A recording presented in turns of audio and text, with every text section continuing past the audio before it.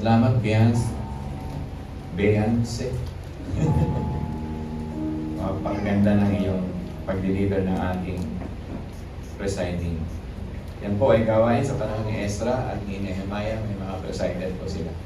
Si Ezra, si Nehemiah ay mga presiders yan ng ating Panginoon. Kaya salamat po. Thank you rin sa prayer mo. Our deacon to be, tatawagin ko na in advance, Deacon Hill. Salamat sa Panginoon, kapartner ka namin sa gawain. Manalangin po tayo sa dali. Panginoon, ipaalala mo sa amin na ang iyong mga salita ay iyong hiningahan. Ito ay, sabi mo nga, for scripture is your God-breathed and it's useful for teaching, correcting, training, rebuking, discipling, and guiding us into the path of righteousness. Your words is a double-edged sword. Kaya tulungan niyo kami sa aming kaluluwa, sa aming kalamnam, sa aming puso na matanggap ang inyong mga salita. May this pulpit, Panginoon, serve as our highest authority, final authority in our lives. Nawa matanggap namin ang inyong sinasabi, magkaroon kami ng kaaliwan sa inyong sinasabi, magkaroon kami ng pagtatama na aming buhay sa inyong sinasabi. Sola Scriptura, always remind us that our greatest goal in life is to really be the disciple of your words, to walk to your words, Panginoon. Salamat po ng marami sa umagang ito sa mga kapatiran. Bless your children, uwi sila, Panginoon, ano man ang kanilang mapulot sa umagang ito, na bukas ang tainga, higit sa lahat bukas ang puso at ang aming kaluluwa. Bless your children, Panginoon, at ikaw po ang bahala sa kanilang paglago, na Panginoon ay sa purpose mo at layunin sa kanilang buhay ay matupad, sapagkat ito lamang po ang paglakad sa kaharian mo sa mundo. Marami pong salamat. Be with us at lahat ng spiritong bubulo sa aming buhay. Spiritong nakatago, Panginoon, upang kami ay wasakin. Guluhin ay tinataboy namin sa malayang lugar at nawa, Panginoon, ay magkaroon kami ng security, magkaroon kami ng assurance of your Holy Spirit that is our guide and comfort sa umaga. Marami po salamat. Mighty name of Jesus we pray. Sa umagang ito ay napakaganda ng pag-closing natin sa pulpit. Kasi meron pa ng prayer meeting natin, it is about the attacks of our life, the devil attack. Kaya kung makikita nyo, ang katha o authorship ni Haring David dito, ay sinasabi niya rito, si Yahweh ang aking ilaw at kaligtasan, sino ang aking katatakutan. Dito po, pinapakita rito ang tinatawag na devil's attack o devourer. Sa ating buhay, sa ayaw sa gusto natin, ay may bantay na anghel. Totoo po yan, according to Book of Hebrew, at may bantay din naghahanap ng opportunity to destroy us. John chapter 10, sabi nga po, ay naparito si Satanas upang tayo wasakin. Ngunit naparito na ang anak ng Diyos para makita natin ang buhay at ganap, kaaya-aya na nasa piling niya.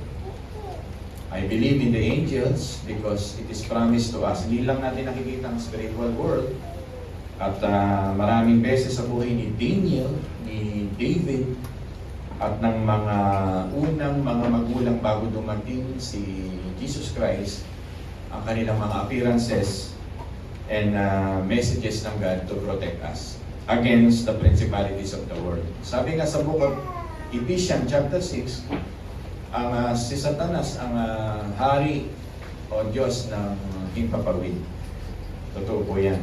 Kaya nga po ang inyong mga airwaves na pinakikinggan, ang mga internet, Facebook, TV, radyo, ay talaga mag-ingat po tayo sapagkat hawak po yan ni Satanas. Given na yan na tinuro ng Biblia. Kaya dapat po ay sola scriptura, lagi tayong bumalik sa salita ng Diyos, magbasa ng salita ng Diyos, gamitin niyo ang technology niyo na ipasok niyo lahat ng salita ng Diyos dyan. So sa umagang ito, against the devil attack, ay meron pong mga tatlong bagay akong sesya sa inyo, random din lang, nagkakaroon po ng restlessness ang tao. At ang restlessness na ito ay nagkakaroon ng result. At kailangan natin ng rescue. Tatlo lang ipag-usapan natin, yung restlessness, result, and deliverance. O tinatawag na rescue. Sa restlessness, nasa ilalim dito dahil inaatake tayo, binasa sa atin ng kapatid na Martin, maraming atake sa buhay natin. Nagkakaroon tayo ng doubts at nagkakaroon tayo ng tinatawag na despair. At sa result, nagkakaroon tayo ng detour at nagkakaroon tayo ng depression. Yan. Ulitin ko po, nagkakaroon tayo ng doubts and despair pagdating sa restlessness. Sa result nito, ng pag-atake sa atin, nagkakaroon tayo ng, ano sabi ko sa inyo, dalawang D para hindi kayo mawala? Detour and depression. At kailangan natin ng rescue. At sa ilalim ng rescue, dalawa po ang solusyon. A desire for God and the deliverer. Okay na po. Doon po lamang sa points na to, ay hindi na po kayo mawawala. Then randomly, habang nagsishare po ako sa inyo, ay inyo pong pagulay-gulayan ang salita ng Panginoon. Don't doubt the love of God, whatever happens. Lagi niyo pong tandaan, sa panahon ng Psalm 27, na maraming kaaway, maraming gustong gumupo sa iyo, magpabaksak sa iyo. Kasi yan naman ang goal ni Satanas na isang araw makita kanyang durog na. Sira na, wasak na, wala na. Goal niya talaga yon na ikaw ay alisin sa iglesia. At huwag ka nang padaluhin sa mga gawain ng Panginoon. At pag naging tagumpay na siya rito, gagamitin niya lahat dito. Ay talagang tatagumpay siya. Kaya kailangan natin na mensahe nito, in the midst of our attack, we need not to doubt the love of God whatever happens. Ganito po kasi ang konteksto ng sulat ni David. Nagdududa pa kayo sa pag-ibig ng Diyos sa inyong mga buhay? Sana po ay hindi na po tayo magduda, mga minamahal. Pagdudahan natin ang mga politiko, okay lang. Pagdudahan ninyo ang panahon na kasasampay ko lang, sabi ko kay Candice, isilong natin, hindi siya naniniwala, nagmamadali akong umuwi. Ayun, umulan. Pero ang Diyos kailanman ay wag na wag natin pagdududahan. Amen po ba doon? Amen. Hindi niya iniwan si Hari ni David. Ang commitment ng Diyos sa atin para siya ay magbigay sa atin ng katagumpayan sa ating buhay, ang kanyang pag-ibig ay not shaky. His love for us is not shaky commitment. David is a shaky man. Basta ano yung shaky? Nagbabago siya ng kaisipan sa Diyos dahil dumadating ang temptation, ang devouring of Satan like a hungry, roaring lion. Yun po. Pero gusto ko sabihin sa inyo na ang Panginoon na kinikilala ni Haring David na sinasabi niya sa Psalm 51 ng capital T, tagapagligtas, at sinasabi ni Job sa Job 19 verse 25 na kahit marami siyang problema sa buhay, may Redeemer lives. Binabanggit dito sa Psalm 27 ang mga propesiyang the rescuer, though in a while babanggitin ko, his Redeemer lives, ay talagang alam niya that all his sin, all our sin, people of God, ay sinasabi ng Diyos sa atin, bring all your bills to me. Kaya tayo po ay maliligtas sa kaaway sapagkat sinasabi ng Diyos yun sa atin, bring all your bills to me.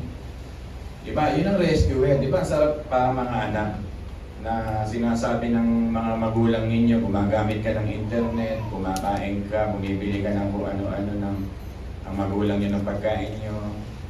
Ano ba yung mga libre sa mga bata ngayon na hindi naghahanap buhay sa bahay? Ano ba yung mga libre ninyo? Tulugan, Meralco, sasakyan, gasolina. Ang sarap. May magulang kayo na nagsasabi, bring all your bills to me. Sarap ng magulang. Di po minsan, hindi nyo na-appreciate yun kasi sanay ka sa buhay na masarap. Pero alam niyo ba, minsan hindi natin na-appreciate ang Diyos. Ganun ang Diyos sa atin, bring all your bills to me, sabi ng Panginoon. Naniniwala po ba kayo na tayo po ay binayaran na at dapat magkaroon ng kaaliwan sa lahat ng nangyayari sa ating buhay? Amen. Ano Kaya nga ito ang ating gospel that we are redeemed, we are purchased. Alam ni Haring David na sa kanyang angkan ay magmumula ang everlasting kingdom. Kaya kahit may kaaway siya sa mga panahong ito, ay alam niya that God already brought yung kanyang payment sa ating buhay. Do you struggle with doubts and despair, mga minamahal? Nagda-doubt po ba kayo sa Diyos na katulad ni Tomas? Nagda-doubt po ba tayo sa Panginoon? Uy, kausap po kayo, dumarating pa ba sa punto ng buhay natin na nagda-doubt? Kasi at Mel, wala talagang doubt, kaya pala present ngayon, last week wala. Hindi pa ba tayo nagda-doubt? Di ba lahat naman tayo may fear in life? Nagkakaroon tayo ng doubt sa ating mga buhay. Pero dahil may mga promises ng Diyos, pwede tayo makaahon dito sa doubts and despair. Di ba? One way to understand the protection of God against our enemy, i-estimate mo yung presyo na kanyang binayaran sa iyo. Kaya ang church natin, we are not here for prosperity gospel, we are not here to decree and proclaim and di ba ganyan ang mga words minsan ng iba kaya maubos ang gimmick ng churches pag ganun eh. Declare, ano pa ba yung word? Claim it. Nasa atin na yung presyo at ang presyo nito ay dugo at katawan ni Kristo at ang anointing ni Kristo through the power of the Holy Spirit is with His people already. Yun ay talagang inaano na lang natin, nire-remember, nire-remind sa sarili. Pumapasok tayo doon. Araw-araw. Amen po ba? Diba, anak ni Alvin? Estimate the price He paid to redeem us. Yan yung measure ng kanyang love. Pastor, gawan nyo nga ng konting ilustrasyon. Di ba merong isang ilustrasyon dito sa Matthew chapter 13 na meron kang natuklasan sa isang lupa. Di ba ang isang lupa ay nakita mo na merong mahuhukay na ano daw yun, sabi ni Jesus Christ? Naalala nyo, kayamanan. Ano yung Elder Amado mahuhukay doon? Mga kayamanan, mga ginto. Ang ginawa ng buyer, he will sell everything just to buy the lupa. Ibebenta niya ang lahat para lang mabili niya yung lupa na yon. To purchase and to buy back, di ba, ang kanyang mga anak, ay ginawa ito ni Jesus Christ. Si Jesus Christ po yung may owner na lupa na yun, illustration. Gusto ng Panginoon na siya yung legitimate owner ng lupa, illustration lang ito ng New Testament, to buy the field. Di ba? I want that field. Di ba? Sabi ng illustration dito ng parable, I will sell everything to buy that field. I will sold out, sabi dito, isa-sell niya everything I own. Ang field po ay ang mundo. Ang field ay mundo. Ang mga nakabaon dun sa mundo na yon na merong picture ng despair at doubt ay tayo. People of God, yun po yung parable ni Jesus Christ. Ang nakabaon dun sa lupa ng despair at doubt ay tayo. At tayo po yung treasure ni Jesus Christ. At dito, pag pinag-aralan nyo ng mayaman ito, tayo yung kayamanan ni Yahweh na alam ni Haring David. He bought that field, binili niya ang lupang ito. Napakasarap magmahal ng Diyos. Ang ibig sabihin dito, He died. Diba? Diba? Para makita natin ang kagandahan. So, paano pa hindi nyo mararamdaman ang pag-ibig ng Diyos? Paano nyo hindi mararanasan ang pag-ibig ng Diyos? Sa Psalm 27, dumating sa punto ng shaking David that I felt forsaken, sabi niya. Surrounded ako ng aking needs, surrounded ako ng aking fears, surrounded ako ng aking mga frustration. Para tayo, pag walang isasaing, pag walang ibabayad sa tuition fee, pag may mga mabibigat na pagsubok sa buhay. We are surrounded by that. Pero nakita niya dito na talagang ang Diyos ay Sacrificially ay nagbibigay ng pag-ibig. Sacrificial love. Ang pangalawa, indestructible love. Yan. Amen po ba dyan? Linggo, ikaw. Alam mo muna, sige. Sacrifice, love. Nasaan na ba ako? Sacrifice, sacrificial love, at indestructible love. Yan ang proteksyon ng Diyos tayo para tayo doon sa mga kaaway. Ito yung binabanggit sa Isaiah that the love of God is like the love of a mother. Amen po ba doon? Pero kung ang nanay nyo ay makakalimutan kayo, yung kantang hindi kita malilimutan, hindi kita pababayaan. Kinuha po yan sa Isaiah 46. Ngunit, malimutan ka man ng nanay mo. Sabi ng Diyos ay hindi kita malilimutan. Kaya sinabi dito, itakwil man ako ng aking ama at ina, Psalm 27 verse 10, si Yahweh ay sa akin ay mag-aaruga. May mga gano'n naman talaga, di ba tinatapon ng anak, wala na sana sa inyong ganito. Pero may mga nakita akong gano'n na yung sariling anak ay tinapon nila sa ibang lugar, gano'n, blah blah blah. Kasi tao nga eh. Pero dito sinasabi that the love of God, hindi tayo dapat ma-shaken dahil talagang pampatibay ito sa ating pagharap sa mga debunker o kay devil's attack. Amen po ba doon mga minamahal? Ang Diyos po natin ay God of love. At sinasabi niya rito, I can never forget you. I will never forsake you. Diba? Pero maraming tao ngayon, you don't love me, oh God, hindi mo ko mahal, Panginoon. Hindi mo sinasagot ang aking panalangin pa. May doubts ka sa Diyos. At ang bunga ng doubt, restlessness nga ay madi-despair ka. Sino sa inyo ang ganito na dumarating ang panahon, sino sa atin ang tagal namang sumagot ng Diyos? Kakaduda naman, nanalangin pa ba ako? Kaya nga naglagay tayo ng ministry ng prayer kahit ulit-ulitin yung prayer ninyo. Because we never doubt God. Imagine mo, bago umupo si Haring David 20 years. Pinangako na sa kanya, nanalo na siya kay Goliath. Hindi po umaalis sa pwesto si Saul for 22 decades. Pero hindi siya nagkaroon ng pag-aalilangan sa Diyos sa kapanahon. Maraming tao madidespair pag may mga ganito nga, hinihintay. Magkakaroon tayo ng, ganun nga, magkakaroon tayo ng doubts and despair. Alam niyo ba yung salitang despair? Yung nagkakaroon ka ng, hindi ka mapahinga ang loob, pagod ang loob mo, nahihirapan ang loob mo, at nag-aalilangan ka sa Diyos. At sabi nga ron sa binanggit na Isaiah, I engrave you in the palm of my hand, sabi ng Diyos. Hindi kita kakalimutan, hindi kita pababayaan. I engrave you in the palms of my hand. Alam niyo, pag pinag-aralan niyo ang Hudyo, yung mga slave, ini-engrave sa slave. May mga tribes na ini-engrave sa slave sa kanilang kamay ang pangalan ng kanilang amo. People, are you listening? Ni-engrave sa slave ang pangalan ng kanilang amo.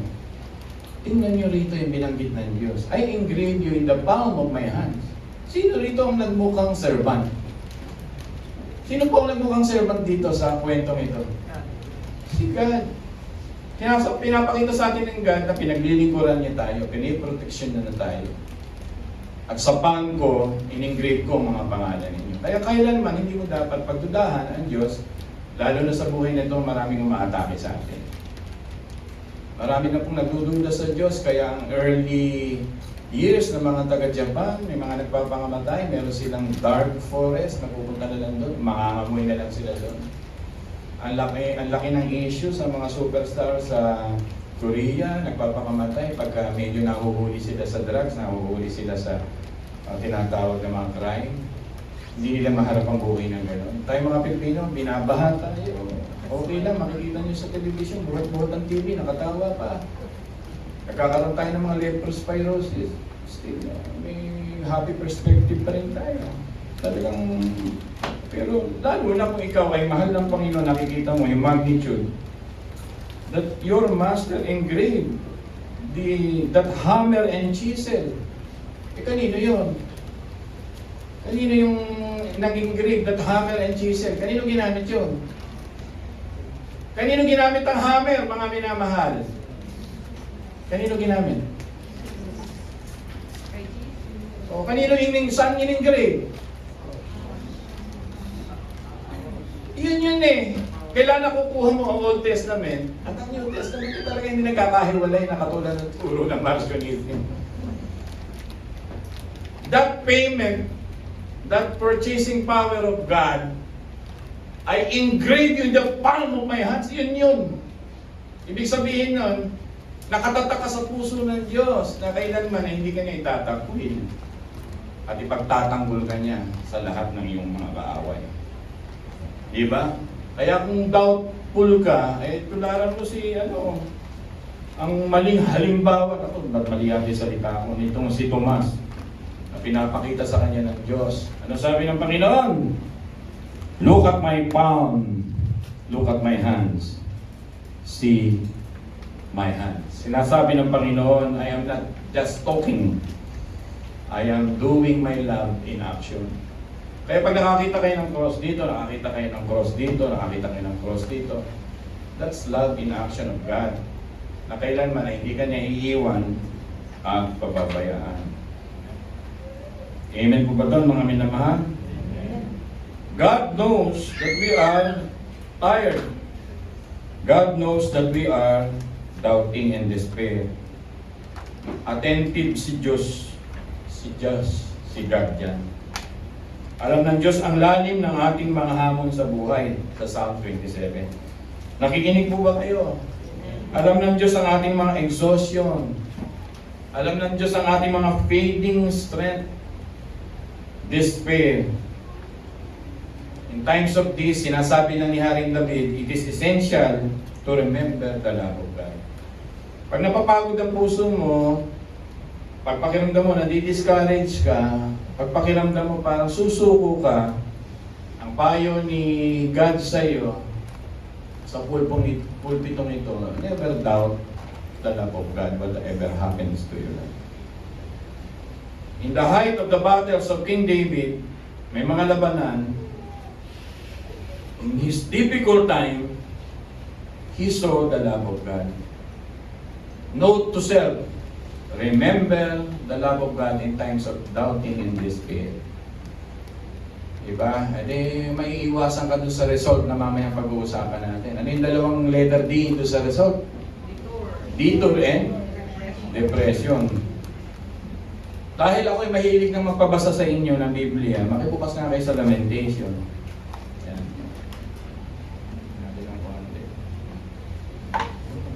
Lamentation ay mga aral, mga minamahal. Ay, Panaghoy, sorry. Thank you, Andy. Pagkatapos ng ano yun? Jeremiah, susunod ay Panaghoy. Ano ibig sabihin ng Panaghoy? Sa wikang Tagalog, yung mahilig mag-ano. Ano daw yung wikang Panaghoy? Kuya Amado, ano yung Panaghoy na malalim? Ano ibig sabihin nun? Panaghoy. Hindi nyo alam yung Panaghoy na salitang Bulacan? Yung palahaw o palahaw. Lalo lumalim yata. Lament. Ano yung sabihin ng lament? Yun yung para mga apo ninyo na talagang may gusto at hindi mo ibinigay. Ano yung tsura nung pag-umiyak sila? Ayun. Madalas kung makita kayo nung maliit pa si Anika yun. Ngayon, punyalitan na nung isa. Yun ang tawag palahaw. Pag may hinihingi, pag mayroong hindi na kalahaw, panaghoy. Pero ito naman malalim, pag mayroong deep anxiety, pag mayroong mabigat na nararamdaman. Ano ba sabi sa Panaghoy 3, 25 to 26? Sabay-sabay po natin basahin, mga minamahal. Panaghoy 3, 25 and 26. 1, 2, 3, go! Si Yahweh ay mabuti sa mga nananalig at umaasa sa Kanya. Kaya pinakamainam ang buong tiyagang umasa sa ating kaligtasang si Yahweh ang may dala. Amen ba doon? Napakasarap magmahal ng Panginoon. So in times of doubt and despair, Diba? God is aware of your exhaustion. Lagi mo tandaan yan. Ang Diyos ay may kamalayan sa iyong pinagdadaanan sa buhay. Sino ba sa inyo may pinagdadaanan ngayon sa buhay? Kasi ako naman, hindi ko naman kaya basahin ang kaibuturan ng puso mo. Baka may pagdaramdam ka sa Diyos, may pagdaramdam ka sa kumpanya, may pagdaramdam ka sa iyong magulang, may pagdaramdam ka sa iyong asawa, hinahawakan mo siya kagabi, yung asawa mo, ito na naman si Pastor, pinakikiramdaman mo siya kung buhay pa. Dahil may pagdaramdam ka eh. Kaya nung nagising at mainit na ang ulo ng asawa, buhay pa, pagganyan ka. Yung mga ganun kasi, diba sa US magugulat ka, pag inimbestigahan, the main criminal, yung partner pala. Alam lang Diyos ang inyong pinagdadaanan, ang inyong atilani, konting sakit. Konti lang yan, bahala na ang Diyos dyan. Okay, yung si Candice, naka-recover na yan sa mga sakit-sakit. Sino pa ba sa inyo may sakit, taas ang kamay? Si Ate Mel, dinadaan-daanan lang yung 180 na bibig. Bali, wala sa kanya yan. Sometimes it gives us doubt and despair. Pero dito, ang Diyos ay aware sa ating mga exhaustion. Kaya kailangan sa panahon ng ganito, ito ng mga tinuturo sa atin ng Panginoon. Kailangan mo ng patience sa mga attacks ng mga panahon ng challenges. Sabihin mo sa Diyos, God is precise. Sabihin nyo nga, God is precise. Amen ba doon? Pastor, what is precise in Tagalog? Sakto, pangako, hindi siya sasabi. Tingnan nyo nga yung Isaiah 46 verse 10. Mahilig tayo magpabasa eh. Kung may mga Biblia kayo, Isaiah, makibasa kayo, 46 verse 10. Sa inyong mga Bible study, magpapabasa kayo, katulad ng ginawa ko kahapon. Tuwan-tuwa yung blue tea kahapon. Sarap ng aming kinain. Isaiah 46 verse 10. Alam niyo na po ba yan? Yan. 1, 2, 3, go! Sa simula pa'y tinakda ko na ang aking inihahayag kung ano ang magaganap. Sinabi kong tiyak na magaganap ang lahat ng bala ko at gagawin ko ang lahat ng gusto kong gawin. Kaya kung may nangyayari sa ating buhay ngayon, lagi mo na lang isipin, it is all permitted by our God. So magtiwala po tayo sa Panginoon. So in doubting time, in despair time, talk to God. Maging practical ka, lalo na pag dumating na yung mga naku, wala akong stable job pa hanggang ngayon, kailangan ko ng healing ngayon, may broken relationship ako ngayon, may pain ako ngayon. Sabi nga ng Jeremiah 33 verse 3, tumawag ka lang sa Diyos. Yan po ang telephone number ng Panginoon. Tumawag ka lang sa akin. Amen po ba doon? Alam niyo ba yung verse na yan? Na may telephone number ng Diyos, Jeremiah 33 verse 3, tumawag ka sa akin. Tutugunin ka ng ating Panginoon. Huwag na nating hintayin na para lang sumunod sa Diyos, para lang magbago ng pusong maging malambing ulit sa Diyos, ay maghintay ka pa ng sign at indication. Diba? Why are you downcast? Huwag ka na magtanong ng ganon. Tandaan nyo na lang, ang Diyos ay kumikilos at hindi tayo pababayaan sa bawat detail ng ating buhay. God is arranging every detail ng ating buhay. Yan. Ang ating Panginoon po sa kanyang mga timing ay impeccable. Pastor, ang lalim naman ng salitang impeccable. Ibig sabihin dito ay highest standard ang lahat ng nagaganap sa ating buhay. Kasi nga pinayagan sa Isaiah 46 sa lahat ng panahon ng ating buhay. Not liability ang plano ng Diyos na tayo magkasala o bumaksak.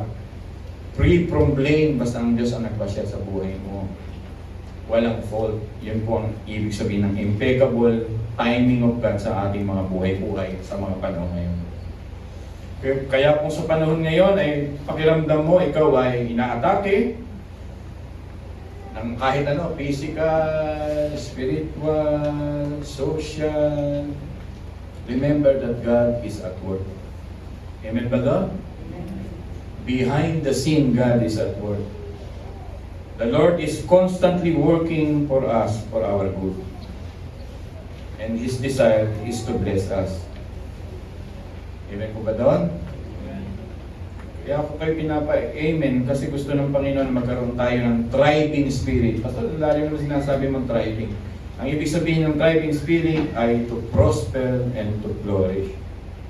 Kaya sa panahon ng ating mga doubts, ng mga despair, ay tandaan natin na ang Diyos po ay kasama natin sa ating mga buhay. Ang modernong panahon po kasi ngayon ay talagang nagko-contradict sa Diyos. Ang modernong panahon ngayon. Gusto ng modernong panahon ngayon, magkaroon sila ng mabilis na mga solusyon. Ang modernong panahon ngayon ay gustong matakot sa mga tinatawag na hindi nila nakukuha ng kanilang mga control. So dumarating tuloy ang doubts at despair. Gusto natin kaagad mahawakan ang mga bagay-bagay. Kasi David natutong maghintay dito sa Panginoon. Yan po yung application. Nagtuto sa panahon ng doubting and despair at may delays. Naghihintay dito si Haring David. Mga minamahal, magki-creep in po sa ating buhay ang doubt and despair. Kaya kailangan po nating ma-manage ito sa ating mga buhay. Magkakaroon ito ng complication, at ang complication nga yung pinag-uusapan natin ng result. Ano yung dalawang result? Dito na tayo. Ano po yun? Detour and ang ibig sabihin ng detour, dahil hindi mo nakikita kumikilos ang Diyos, nasa harap ka ng mga kaaway, may hinihintay ka, ang tagal sumagot ng Diyos, magdi-detour ka. Ano yung detour mo? You will abandon God. You will abandon the things of God. May mga taong hindi nasasamba sa Diyos dahil nakaranas nga sila ng pangyayari sa buhay nila. Mali. Dapat habang nasusubo ka, dapat dumidikit ka lalo sa Diyos. Dapat habang nasusubo ka sa John chapter 15, nananatili ka dapat lalo sa Diyos. At ang sino mang nananatili sa Diyos, sabi nga ng John chapter 15, ay mananaganang sagana sa kanyang buhay. Kaya ang bunga ng rejection mo dun sa mga gusto ng Diyos na panahon sa iyo ay magkakaroon ka ng tinatawag na depression and detours. Yung detours, pagaanin natin ang kasabihan, sa mga Israelita, backsliding ang ibig sabihin. Sa panahon natin ay panlalamig. Wala ka ng gana sa Diyos. Detour yun. At delikado pong maganap na mawala ang inyong unang pag-ibig sa Diyos. Nung bago-bago ka sa Diyos, ang init ng puso mo, tama po ba? Inabagay mo lahat sa Diyos. Pero nung nakita mong Christian life, kaharap mo pala yung mga makasalanan din katulad mo. Na hindi pala bed of roses ang buhay Kristiyano yung masayang tunay. Nakita mo ang realidad ng broken world, i-detour ka nun pag hindi ka matatag sa paniniwala mo kay Kristo. Mga minamahal, huwag tayong gumanon. Kaya pinapaalalahanan ka ng Diyos, baka gusto mo na mag-detour, ayaw mo sa Panginoon. Ang dulo nun ay complication at kapahamakan ng ating buhay. Diba? Sabi mo sa Panginoon, kasi po tahimik ang Diyos eh. Parang tagal-tagal ko na akong pinagpe-pray nito, tahimik po siya eh. Ang Diyos po ay indifferent. Ano yung sabihin? Wala ko siyang pakialam, pastor eh. Tagal-tagal ko nang hinihingi sa kanya to. Alam niyo po ba na minsan nakatahimikan ng Diyos, yung mga nangyayari sa ating mga panahon, is God's opportunity for His miracles in our lives.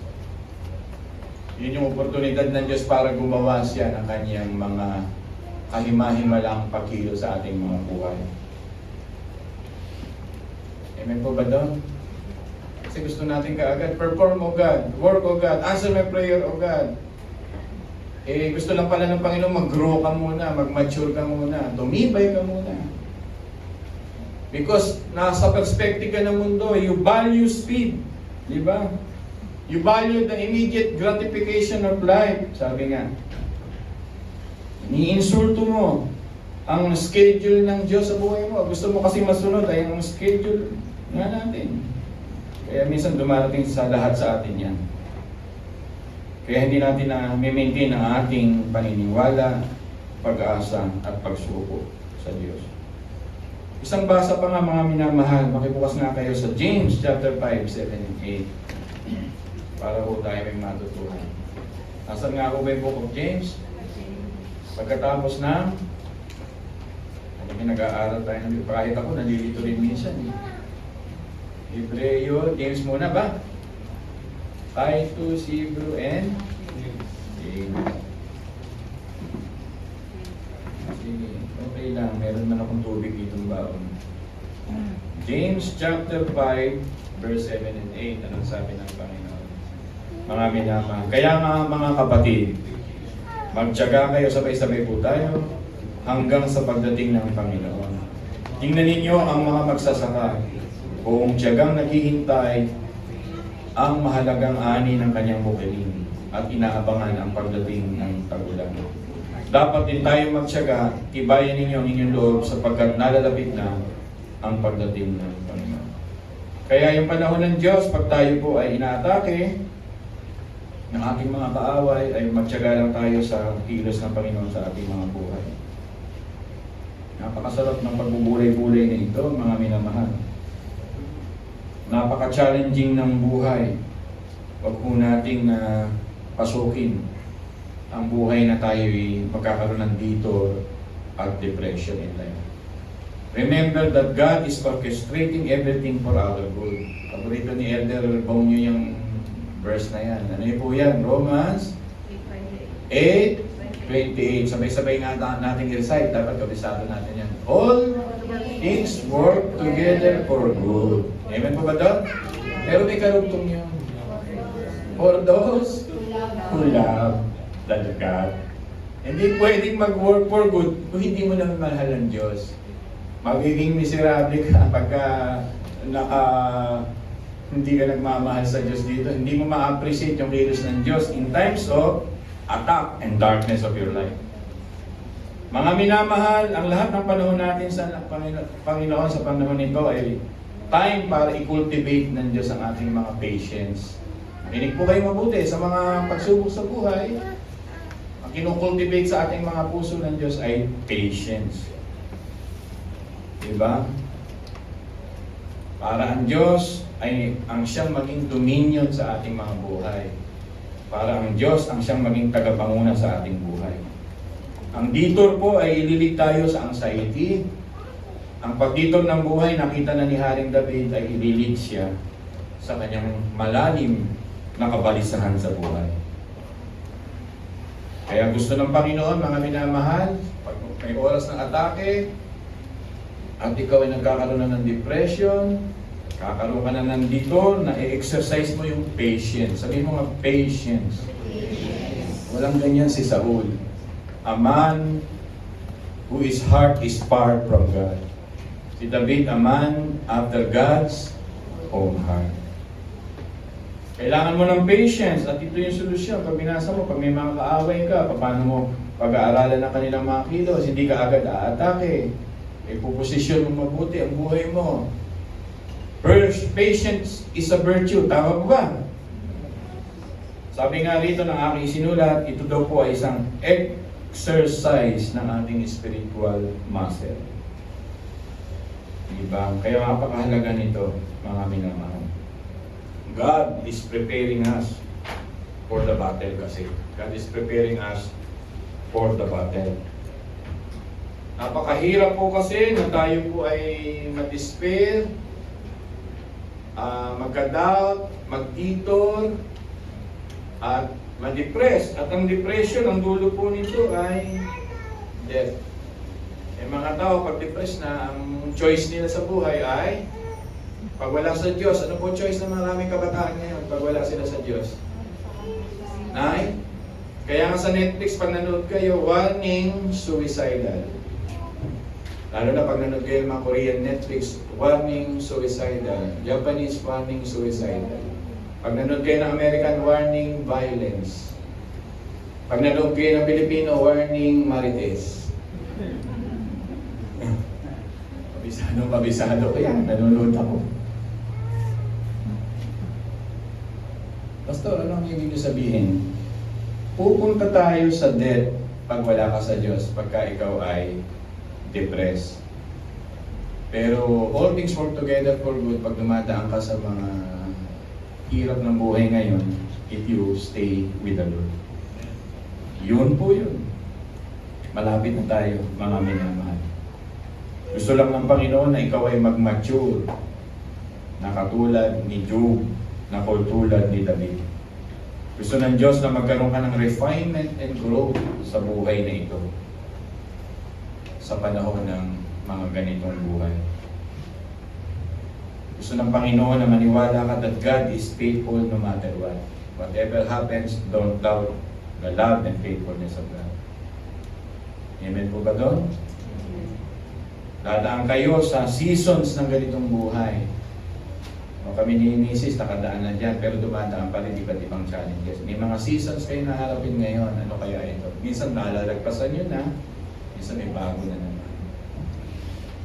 Ihanda nyo yung loob nyo rito na pagkasama nyo ang Diyos. His battle, our battle belongs to Him. Amen po ba doon? Amen. Our battle is His battle. Kung ang Diyos ang inyong kasama. Alam ni Haring David yan. Malapit na tayo. Mga minamahal, isurrender po natin ang buhay natin sa Diyos. Magkaroon tayo ng absolute trust sa Diyos. I-recognize natin ang kapayapaan ay magmumula sa Diyos. Dalawa yung na may 46 verse 10 ako dito. Ang sabi ng Diyos sa awit 46 verse 10, sino may kabisado sa inyo niyan? Ayun, hindi ko na babasahin. Be still and know that I am your God. Maging kalmado ang iyong puso sa gitna ng labanan. Maging kalmado ang inyong isip. Because God, in His supreme dominion, di ba, ay siyang bahalang magtanggol sa kanyang mga anak. Ano po ang mga dapat naming matutuhan sa umagang ito? At dadako na tayo dito sa rescue. Ano yung rescue natin dito? Yung dalawang letter D. Desire for God and desire for the deliverer. Magkaroon ka sa araw-araw ng buhay mo ng you are desiring for God. We are created by God, our hearts were created by God with eternity, sabi ni Solomon. Ang puso daw natin ay nilikha ng Diyos na karugtong ang walang hanggan. At ang walang hanggan na yun ay ang Diyos. Hindi nilikha ang puso natin sa desire of this world, people of God, nakinig kayo. It will never satisfy us. Hindi nilikha ng Diyos ang ating puso, desire for human being, they will die. Hindi nilikha ng Diyos ang ating puso, desire for the happiness of this world. It is temporary, it will be finished, it will end. Ang heart natin ay nilikha ng Diyos, simula ng creation of the world, for Him, for Him, for Him alone. At pag natutuhan ng puso mo magpahinga sa Diyos, na siya maging desire ng buhay mo, matatagpuan mo ang tunay na kaligayahan. Maraming tao hindi matatagpuan ang kaligayahan yan pag hinanap mo yan sa lupa, pag hinanap mo yan sa tao, pag hinanap mo yan sa church organization. Ang gusto ng Panginoon, desire for God. Amen? And that is true. Parang si John Piper ay merong caption na ganito sa kanyang church, desiring God. Yan. His main goal in life, his church main goal in life is desiring God. To enjoy Him forever and to glorify Him. Yun lamang po. Hindi ko sinasabing huwag kayong bumili ng sapatos, huwag kayong bumili ng electric fan. Huwag nyo lang ilagay doon ang inyong kaligayahan. Ang kaligayahan ko, siyempre si Curtis kaligayahan ko yan, pero hindi siya talaga yung totally. Kaligayahan ko ay aking Panginoon. Iiwan ako niyan, o pwedeng iiwan ko siya. Kung sinong mauna sa amin. Iiwan din ako ng aking mga anak. Yung panganay ko, iniwan na ako. Magkasawa siya. Talagang hindi ang mundong ito yung magbibigay sa iyo ng satisfaction 100%. Tinuturo sa atin ng Diyos, always desire for God every day. Kaya nga si David, sabi dito, nagdudumali akong pumasok sa templo ng Panginoon. Yun po yun. And lastly, binabanggit ko sa inyo, the deliverer. Eh sino ba yung kanyang deliverer? Ang kanyang apo. Sino po yung kanyang apo? Si Jesus Christ. Useless po ang pagtuturo, pag-preach ng isang tao pag hindi nababanggit yun. Ang kanyang anak. People of God, listen to me. The world is full of unpredictable things in life. Pwedeng magkasundo kayo ngayon, bukas hindi na kayo magkasundo. Unpredictable ang mundo. Pwedeng may pera ka ngayon, bukas wala kang pera. Nangyayari yan. Pwedeng healthy ka ngayon, bukas hindi ka healthy. Unpredictable world. Pero unpredictable yung Savior ang ginawa niya sa iyo. People listen. Hindi lahat ng iyong pagpapagal at dream sa lupa ay inaakala mo ma-achieve mo. Hindi natin alam pag dumating ang kamatayan kung gaano mabilis. Kaya gusto ng Panginoon na ipunin mo at hanapin mo at unahin mo ang Panginoon sa lahat ng Panginoon. The genuine peace can be achieved by surrendering to that deliverer. Find comfort to that deliverer. Sabi nga sa Philippians 4:7, that deliverer will guard our hearts. And the peace of God will guard our hearts. Philippians 4:6, huwag kang mabalisa sa anumang mga bagay. Sa halip, idulog mo sa Diyos ang lahat ng bagay na may pagsamot pa sa salamat. And the peace of God will guard your heart. Verse 7.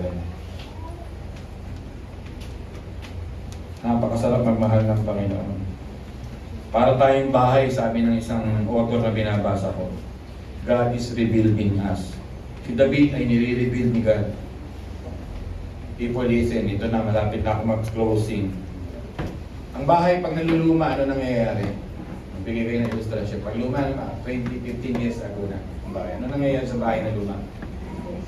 Ano yun? Naanay, tumutulo. Ako pa naman, hindi handyman, kaya grabe dasal ko, Lord, huwag po masisira yung gripo. Sisira ang gripo. Para tayong mga bahay na may mga leak, may mga sira, pero pumatok ang Diyos sa iyong puso at pumasok at sabi ng Panginoon, I want a total renovation of the house. Ayaw mo magpasako, ayaw mo magpusurrender. Gusto ng Panginoon baguhin ang lahat. Yun ang buhay natin. Kaya nga, bakit gusto ng Diyos baguhin ang lahat? Sapagkat siya ay titira sa iyong buhay. Kaya ngayon, kung medyo nasasaktan ka, mayroong tinitibag ng mga idolatry sa buhay mo. Ayaw mong pumayag. Minsan yung mga pride mo, ang taas-taas. Tinitibag ka na ng Diyos, ayaw mo pa rin. Paano titira yung Master? Paano titira yung King of Kings and the Lord of Lords? Kung ayaw mo magpa-renovate. Kulang na nga lang sabihin ko sa inyo, ang gagawin ng Diyos, hindi na renovation eh. Iibagin yung buong bahay at papalitan ka ng bagong bahay. Ipapayag ka ba, lalo na kung yung idolatry mo sa bahay na yun as a picture of our metaphor, ay ayaw mong bitawan. Kontento ka sa cottage, kontento ka sa tent ng bahay mo. The Lord wants to build a palace in your life. Ayaw mo lang makita sapagkat nasusunod ka. Ayaw mo lang makita sapagkat mas bida ka sa Diyos. Ayaw mo lang pangunahan ka ng Diyos dahil tingin mo mas maalam ka sa Diyos. Nahawakan ang future mo. Pero kung bubuksan mo ang damdamin mo, hindi cottage o tent ang gusto ng Diyos sa buhay mo. Palasyo. Sapagkat si hari ng mga hari. Gusto ng Panginoon na magkaroon ng supreme dominion sa iyong buhay. At pigilan ang iyong magagawa sa gitna ng mga buhay na ito. Ganon ang laman ng buhay ni David. Gusto ng Panginoon, sinasabi sa kanya, hold on. Diba? I will carry you. Diba? I will be your guiding light. I know you are tired. I know you have so many battles. Nagtatago ka sa kuweba. Alam ko si Saul kung paano ginagawa sa'yo. But I am always with you, David. Yun po ang napakasarap na panalangin. Tayo pong lahat ay manalangin. Samahan niyo po ako. Panalangin.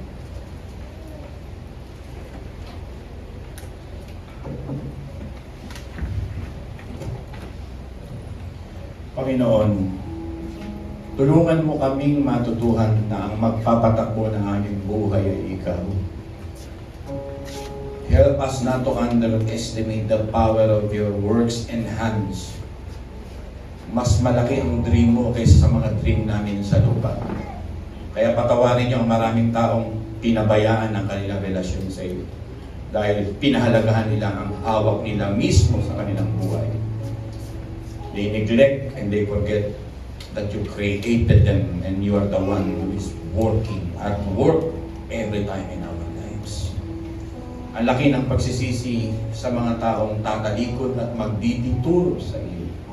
Tulungan niyo kami, Panginoong, laging makita that you are a loving God. That no matter what happened in our lives, constantly you love us.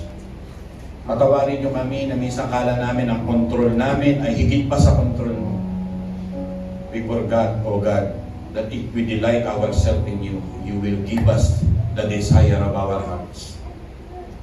We neglect to seek you first in our life, and we forget the second words of yours, and all these things shall be added unto us.